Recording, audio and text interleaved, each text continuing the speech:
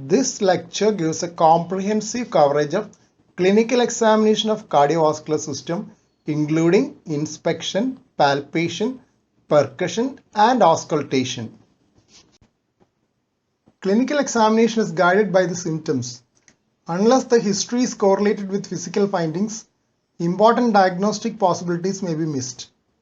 Clinical examination starts off with a focused general examination, followed by a detailed examination of the cardiovascular system. Relevant points in other systems like basal palpitations, hepatosplenomegaly, and neurological deficits should be looked for. Examination strategy should be fitting to the clinical situation. When a patient presents to the emergency room, it should be a short but focused examination to permit early initiation of emergency management. While the examination in the emergency room is a short and focused one, that on the floor or elsewhere should be a detailed examination trying to unearth all possible differential diagnoses to plan further investigations and management.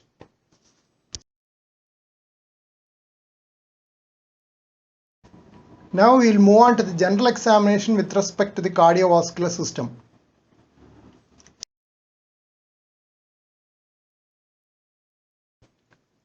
General appearance of the person will give you an idea on whether emergency management is needed or not. Do not wait for detailed evaluation if the person is moribund. Start resuscitatory measures along with your assessment. General examination can proceed in a head-to-foot order so that important points are not missed. As part of general examination, eyes have a lot of information in relation to the cardiovascular system. Look for pallor, jaundice, cyanosis, and polycythemia. The last two are seen in congenital cyanotic heart disease.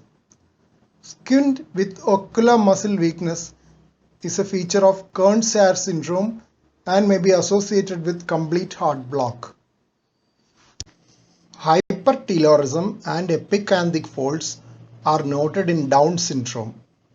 Cataract is seen in congenital rubella syndrome with patent ductus arteriosus and peripheral pulmonary stenosis as associations. This diagram illustrates the various measurements needed to check for orbital hypertelorism. In general, it is mentioned that there is space for an eye between the two eyes normally. Inter-inner distance, interpupillary distance, and inter-outer canthal distance are increased in orbital hypertelorism. Palpebral fissure length is normal. Epicanthal folds and ptosis also come under facial dysmorphism along with downsloping palpebral fissures and can be seen in Noonan syndrome associated with pulmonary stenosis.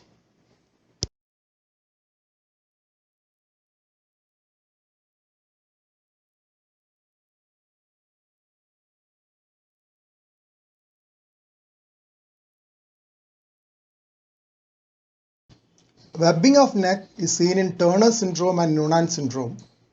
Noonan syndrome is sometimes called male Turner syndrome, though it occurs in both males and females. Turner syndrome is associated with coarctation of aorta. Cleft lip and palate have been associated with multiple types of cardiac defects, including ventricular septal defect, tetralogy of Fallot, and tricuspid atresia. Facial dysmorphism is also a feature in Andersen-Tawil syndrome, a type of long QT syndrome with inherited arrhythmias and periodic paralysis.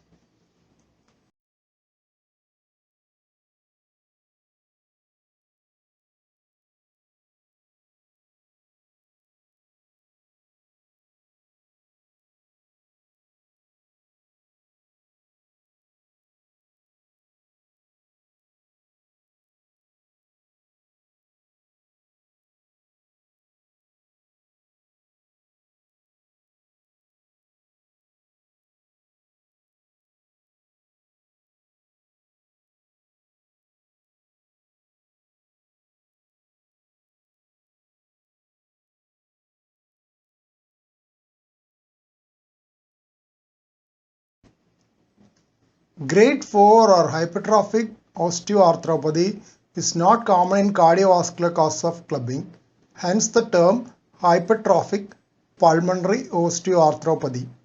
It is a triad of periostitis, digital clubbing, painful arthropathy of the large joints, and classical of lung cancer. Now on a few lesions in endocarditis. Osler's nodes are tender reddish spots on the distal aspects of the fingers and toes, noted in infective endocarditis. Janeway lesions are non-tender erythematous patches on the palms and soles, seen in infective endocarditis. Splinter hemorrhages are linear streaks in the nail bed, typically seen in infective endocarditis, though it can also occur with trauma.